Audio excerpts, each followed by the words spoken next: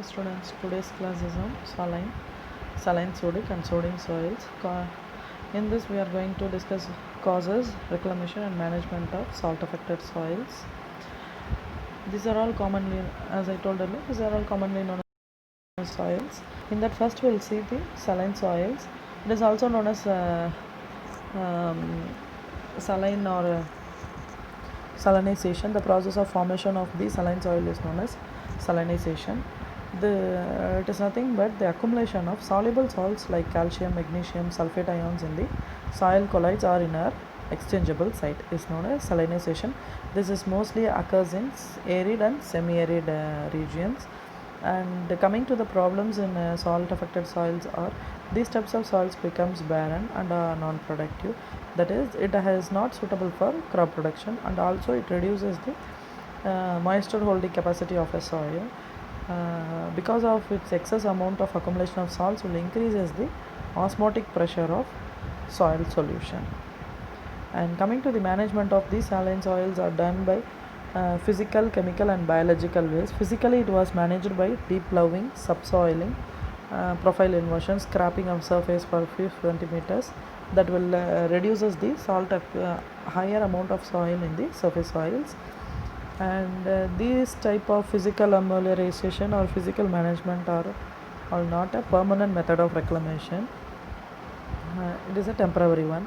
And second one is hydrotechnical amelioration or chemical amelioration. In this, the excess salt will be removed by leaching with water and also by forming the drainage system or facilitating the drainage system. Bleaching is nothing but the fractionation of irrigation water that to be leached through the root zone to control the soil salinity. And second thing is drainage system.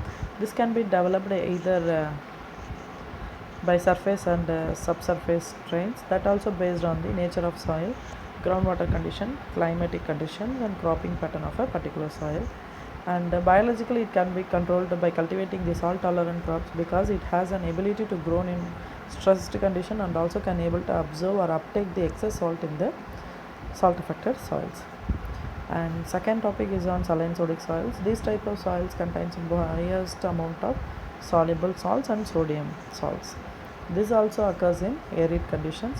In India, almost 74.21 lakhs hectares of land are affected by this sodicity and salinity. The main source for these salts are like parent materials, that is rocks and minerals, climatic conditions and groundwater status, and nature of the irrigation water, then atmospheric accession of water, then salt blown by wind from one place to another, and usage of excess fertilizers, and massive rocks and deposits are the major source for the soils to the soil. And then we'll see its effects on plant growth. It seriously affects the seed germination, or in early stages the plants will die, and it shows the stunted growth. The leaves and foliage become bluish green by increasing the osmotic pressure in plants that will break down the cell structures, and it increases the negative effects of other ions also. And coming to the sodic soils, these types of soils contains higher amount of sodium salts in the exchangeable sites or in the solid colloids. This can be expressed as sodium absorption ratio or in terms of exchangeable sodium percentage, that is ESP. These are classified as sodic, saline sodic and saline soils. Sodic means it is having higher amount of sodium salts. Saline means it has higher amount of soluble salts. Saline sodic means it contains both of soluble and sodium salts.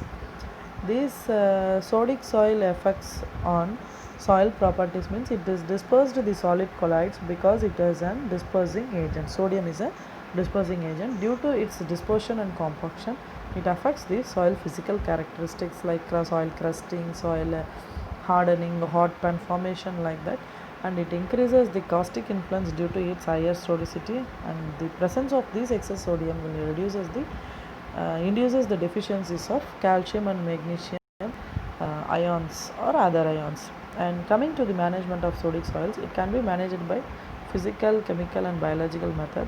As like saline soils, by profile inversion, deep ploughing, the sodic soils get managed, and the sodium salts will be reduced.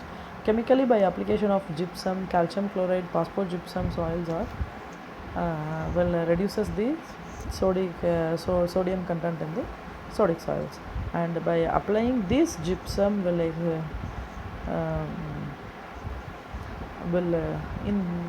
reduces the sodium ions by takes place or replacing the sodium by calcium in the exchangeable complex, and by applying sulfur it will reacts with oxygen and water in the soil by sulfur oxidizing bacteria will leach out the excess sodium, and by applying iron pyrite and iron sulfate also the excess sodium salts will be removed in the exchangeable complex or exchangeable sites.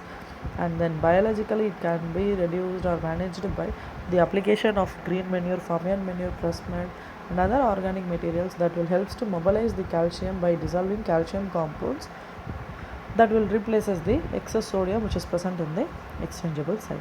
And also by addition of plant root will improve the action of plant root will improve the biological activity of the soil, and by adding this um, by adding this crop residues or organic materials have got a tremendous influence on maintaining the soil physical, chemical and biological properties of soil. And also by growing these tolerant crops will increases the crop production, and also it will reduces the sodicity of soil.